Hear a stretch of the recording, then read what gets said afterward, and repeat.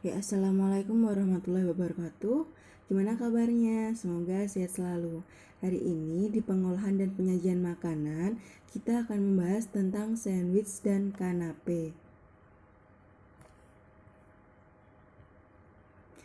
Pada kompetensi dasar 3.5, yaitu menganalisis sandwich dan kanape, diharapkan setelah melakukan pembelajaran, kita mampu menjelaskan pengertian dan fungsi sandwich dan kanape dengan tepat, menentukan alat yang digunakan dalam pembuatan sandwich dan kanape, menentukan bahan, menentukan prosedur, menentukan kriteria hasil, dan menganalisis masalah pada pembuatan sandwich dan kanape. Nah, sebelum kita mulai, pada gambar terdapat roti yang diberi isian. Ada keju, selada, tomat, telur, dan roti lagi. Di sini juga diberi olesan. Nah, ini namanya sandwich. Jadi, pengertian dari sandwich adalah makanan yang dibuat dari berbagai macam roti yang kemudian diisi dengan berbagai isian dan kemudian dipotong. Biasanya sandwich berbentuk segitiga. Kemudian kalau dari pengertian tadi ada burger dan ada hotdog. Nah, burger sama hotdog itu termasuk sandwich karena memiliki roti, isian, dan kalau burger dan hotdog tidak dipotong. Seperti itu. Jadi, inti dari pengertian sandwich adalah roti yang diisi. Kemudian kita masuk ke fungsi dari sandwich sebagai makanan pengganti pagi atau makan siang.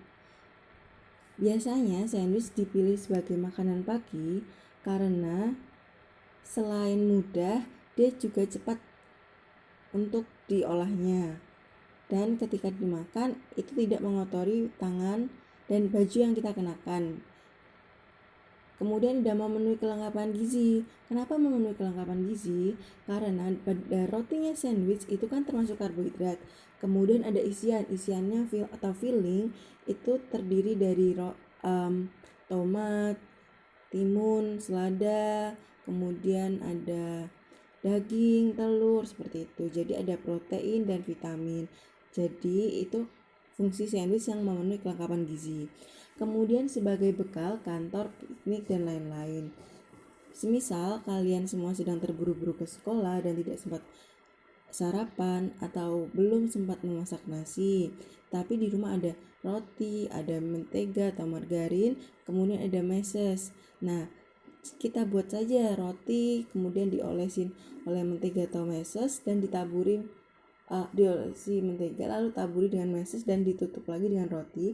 Itu termasuk sandwich. Jadi kalau kalian terburu-buru ke sekolah, kalian makan saja itu, bisa untuk bekal juga. Kemudian ada sebagai sajian acara pesta.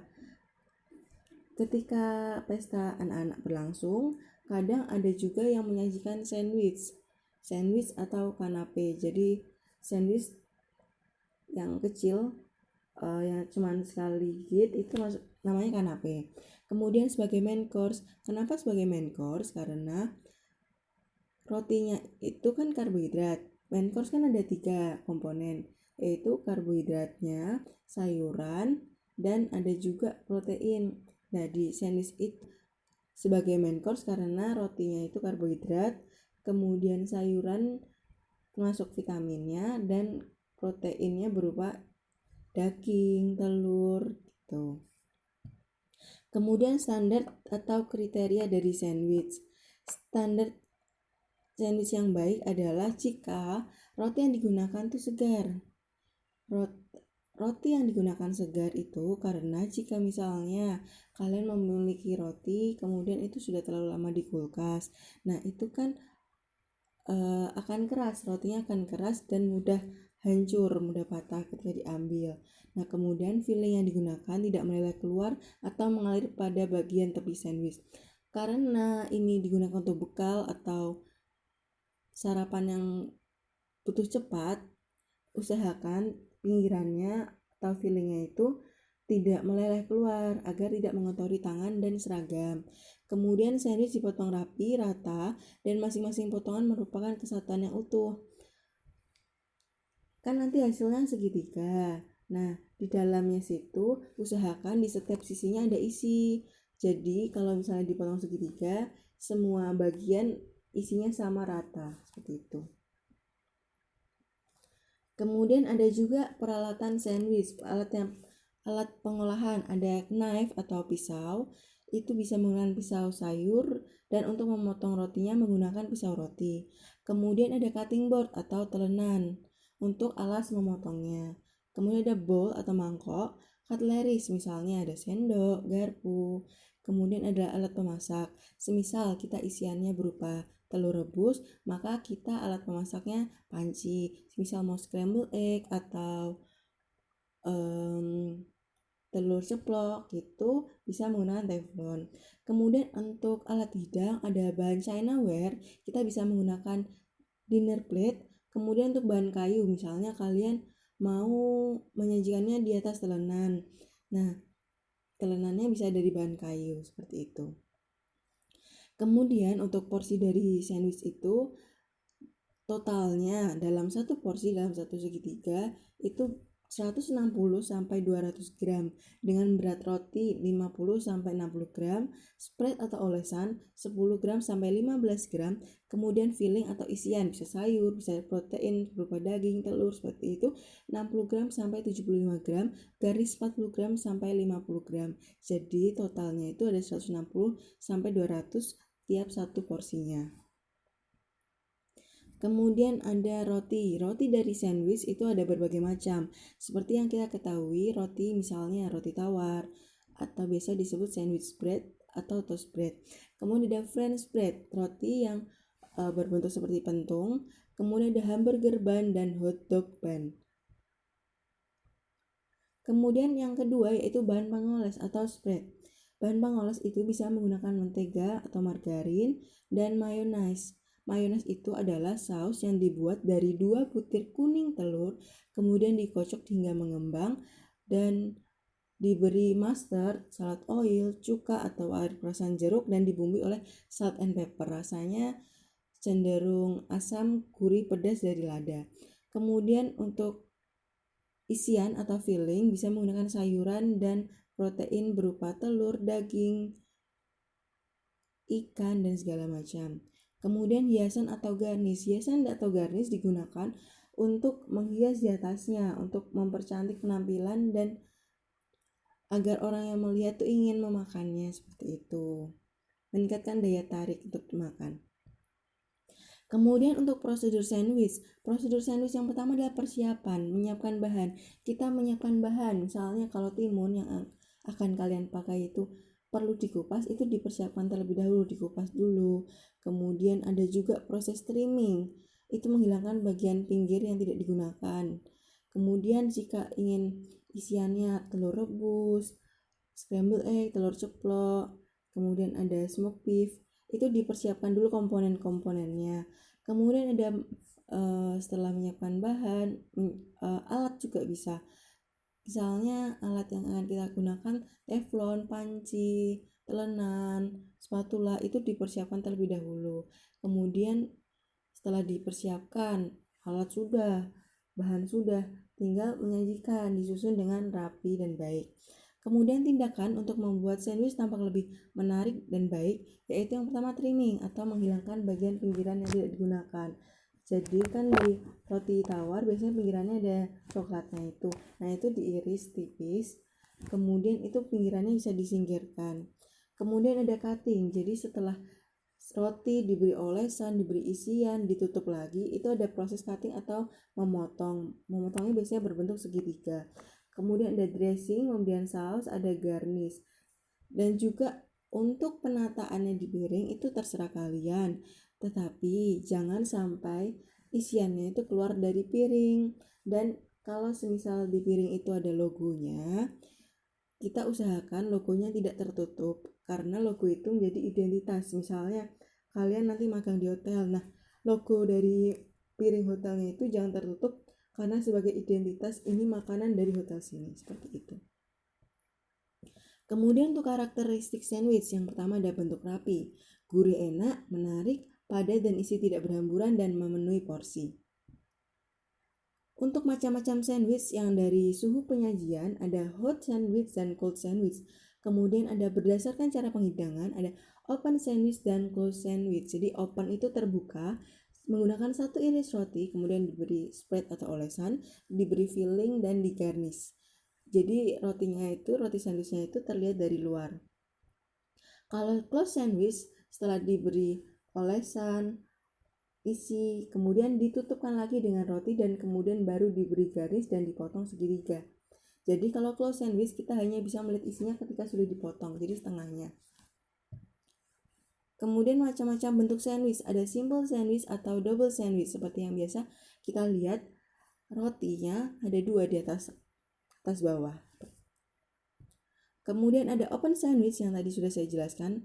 Jadi roti yang paling bawah, kemudian filling, isian, dan yang di atas garnish.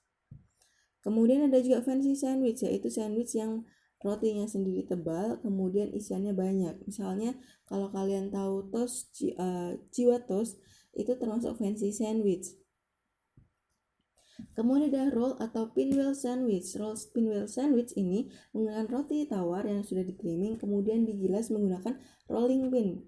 Setelah digilas baru diberi isian dan digulung dan dipotong. Nah, kita biasanya pernah makan ini.